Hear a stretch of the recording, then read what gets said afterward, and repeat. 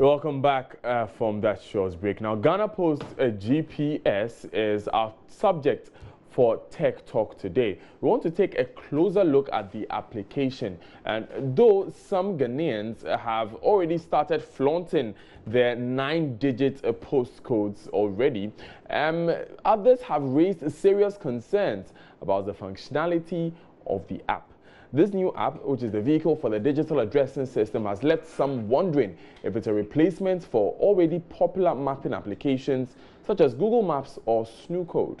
There are also questions about the safety of the data which the app will hold. And in the first place, how easy is it to use the Ghana Post GPS app and by extension the addressing system? Today on Tech Talk, we seek to bring all these issues to the fore in our very own review of the app. Our IT consultant Kobe in Chroma is joining me as we look at the functionality of the application in comparison with other popular mapping applications. Welcome, Kobe. Hi.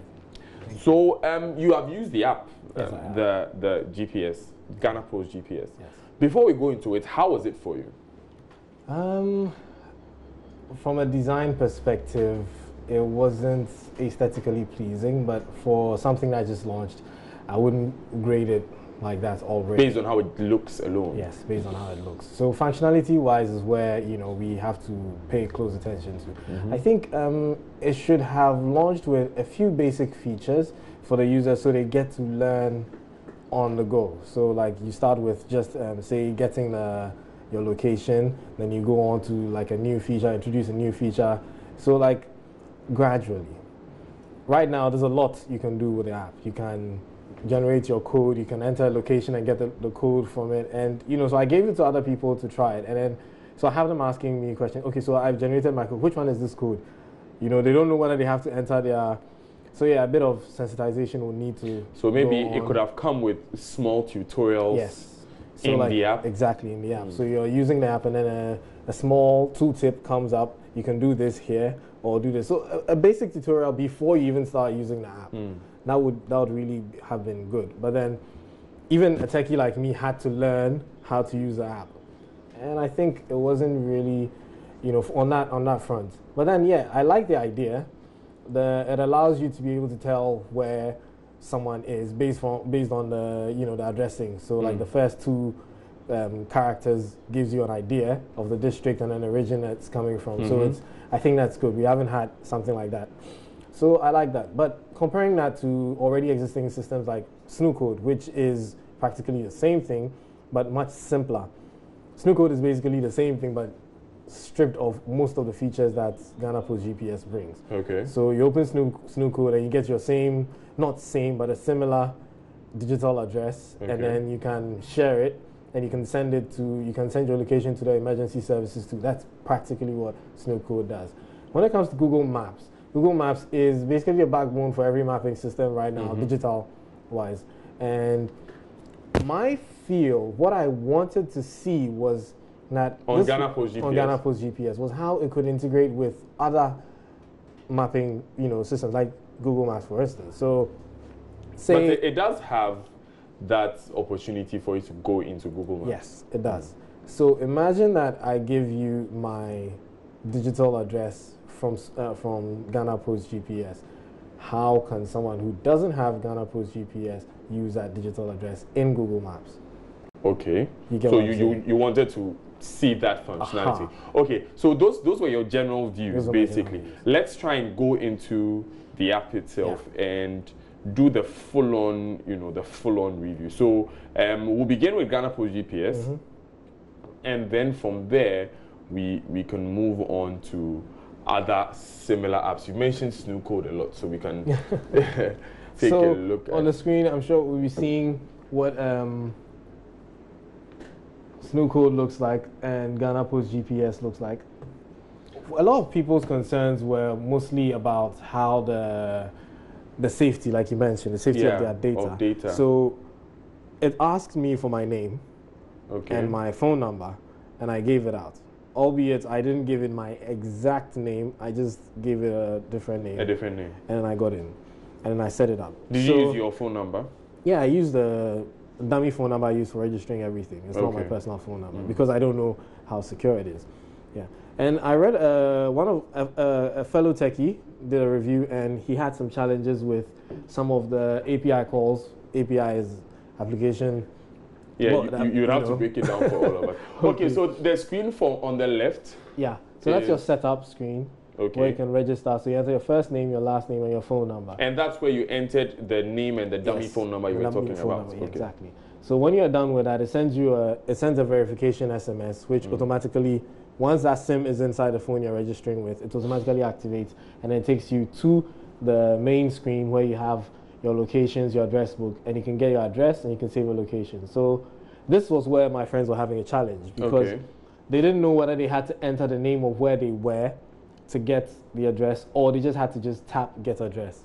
Okay. So what you actually have to do is just tap get address, and it uses a GPS to on your smartphone. So your GPS has to be on to narrow down to where you are, and then generate your digital address for you. So I did that when we were here, and then I got found a fast streets. You know, I got our digital address. Now let me ask you a question about the first page. Register with Ghana Post GPS. Usually, when you're about to register online on any app or something, you see something like terms and conditions, something like that there. There are no terms and conditions. Is that a problem? It is a problem. You don't have an end user license agreement. You don't have terms and conditions. That's a problem. Software has to come with those agreements. I have to know what I'm signing up for because I need to know where my data is going. Maybe my data is going to some database, and I probably know that database has been hacked. You know, so I need to know this information. So there's no terms and conditions, there's no EULA, there's nothing there for me to, I mean, although most of us don't read these things, but some people would, you know, need to know. It's necessary for it to be there. It is necessary for it to be there, yeah. What else were you looking out for, let's say, on that first page, the registration page, that you did not find?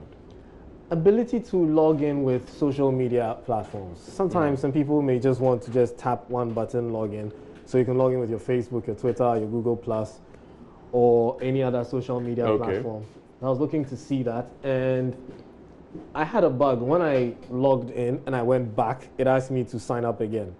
As if you haven't logged in before. I hadn't, but then I closed it and I launched it. These are all things that'll be ironed out. I mean, it's a launched app. It just came out, so definitely. So let me understand. When you had that problem, you closed it, you launched it, and it was resolved. It was resolved. Okay. Yes. Okay. So, like you mentioned, we didn't get that. So, and then what we said, we were expecting to see a tutorial. The moment I landed here, I don't know what the address book is for. If I haven't seen. So now we are looking at the second page. The second page, exactly. Yeah. So I don't know what the address book is for. I don't know what locations are for. I know I'm supposed to enter a name or place or an address code. Okay. And then after that, I click get address or save location. It didn't really make much sense. So I was expecting a bit of a tutorial there, and then we would move on from there. But there was no tutorial. So you have to learn as you go. And so when you learned, you got your address, like you're saying, you got the final. I got a digital address, and the breakdown that's below. And then I saw, so there's a map, there's a route, there's a street, and then there's an option to share. So they need to discern what the map is for, what the route is for. I mean, I can plan a route in a map. So having a map in a route, I think is, like overkill. Yeah, overkill. And then the streets and the route and the map, we're still talking about the same thing. Okay. But what do they do when you open them? What do they do? I will tell you, I'm still trying to figure out how different they are, because I know you use the route to calculate like route distance and all that, but I mean, in our usage of it, of the app, did we find it simple to just pick a route from one place to another? Because officially that's what it's supposed to do. Yes. So were we able to do that? No. And I'm not going to talk from my point of view, because if it's me, I'm probably going to go on and on. But like I said, we had other people who are not as techy as I am, so they would go through, and everybody just keeps asking, what does this do? What does this do?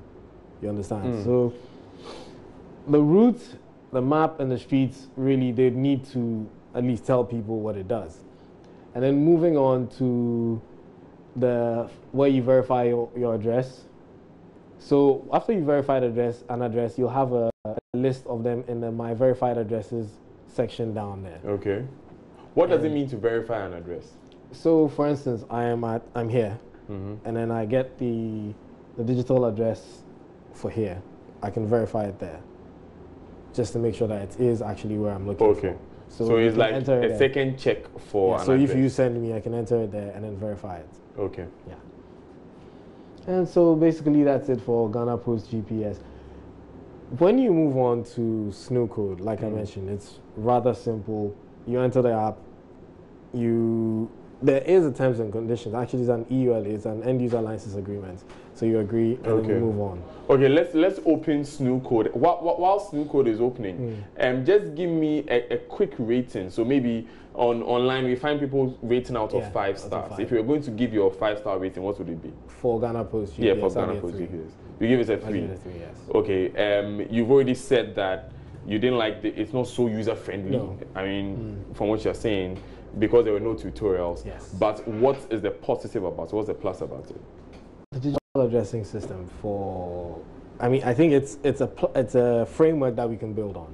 Okay. Eventually, other apps like Uber can take advantage of this, and delivery services can take advantage of this because it will make life much, much, much easier. Considering where I live in Anya, where you have to actually go and do a U-turn around Ablekuma and come back to where I am. If I gave you my digital address, I think it would make it easier for you to navigate to where I am. Yeah. So, being a new app, eventually they will still add features, take some out, and then refine it. So before we close, I would let you list 3 things that you would want to see added to the app immediately. Yeah, for it to at least be usable. Without a thought, an initial tutorial. Without a thought. Oh, okay. So that's your number 1. That's the number 1. Okay, let's do SNU code and then we'll do the rest. Okay. So with SNU code, when you launch it, naturally you get the Ghana Post GPS app has a long animation screen. I mean, the launch screen, the landing page before the landing page, this is animation. Okay. That plays every single time you launch the app. It's too long. Okay, because you're in a hurry to just get in. It was too long. So that's the landing page for SNU code, and after that you generate your code. That's the landing page on the left? On the left, and then the middle, so you just generate your code, and then you can use your code. So you can either share it, or you can also calculate your fare, like your route fare, like basically what you have also in Ghana Post GPS, the routes. So you can plot your routes, and then it tells you how much it will cost you from a certain destination to another. How does it calculate how much it will cost you? Based on, it's an estimated fare. As you can see, 12.26 kilometers at 1.5 Ghana cedis per kilometer. Okay. So I'm guessing that considering the main routes or the known routes, that's what it's going to use to calculate it. But in the case where in some places you have to go through what we call lungus, I think you'll have a problem there. But then again, it's still good for you to know the estimated fare. So before you go, you know how much you have in your pocket, and then you jump on. There's an analysis that is done with, it's called optimal path analysis. Doing some reading for this, that they just look at based on the attributes of the road, how straight it is, how long it is, it will pick the best path to your point. And that's how come when you're using Google Maps, for instance, it shows you, okay, this will take you this long, this will take you that long. So all those things come into play when you are. Exactly. So that's SNU code's final. So when you are done generating your digital address, which is the one on top, you can pinpoint, you can plot your route, you can share the code with people, you can calculate the taxi fare like we just said, and then you can save the code. And then you can have your address book for people in your phone book, and they are. It looks like this has more options than the GPS, the Ghana Post GPS. Yeah, I think they are almost the same. Okay. When it comes to features, it's just that this one puts it in your face what you can do. So it's just really simple. Do this, do that, do this, do that, do this, do that. It's rather simple. As compared to Ghana Post GPS, where you have to now figure out what others do. I think, and even the wording on the SNU code is quite, self-explanatory. So you open it and you know that, okay, when I open this will help me taxi fare. Yeah. So but with Ghana Post GPS, where it says street, route, map, you know. Yeah, it's not so clear. Yes. Like you're saying. Okay. Kobe, we have to wrap up. Yeah, we have to wrap up. So first of all, give me your quick comparison. SNU code, Ghana Post GPS. What's the big difference? Not much of a big difference. Okay. I think it will take some time for us to all understand what the main, goal of Ghana Post GPS will be eventually. Because we know what SNU code was meant to do. It was just basically to map unmapped places and allow you to send those locations, digital address to emergency services and to share with people. And I personally think that all these are good attempts at getting us go digital 100%. But I think connecting it with current services would be the best way to go, so people would actually find use for it. Because right now, I still think a lot of people will stick to my house is under the blue mango tree. There's no blue mango tree. I'm just saying. Okay. Yeah, I was going to ask you to do this. You said that first of all, you want a tutorial at the beginning of the app. Any other things you want to add to Ghana Post GPS to make it simpler? Yeah. So, for instance, I should be able to copy coordinates from Google Maps and then put them in Ghana Post GPS and get a digital address from that. I should be able to use Ghana Post digital address in another service like Google Maps or Uber.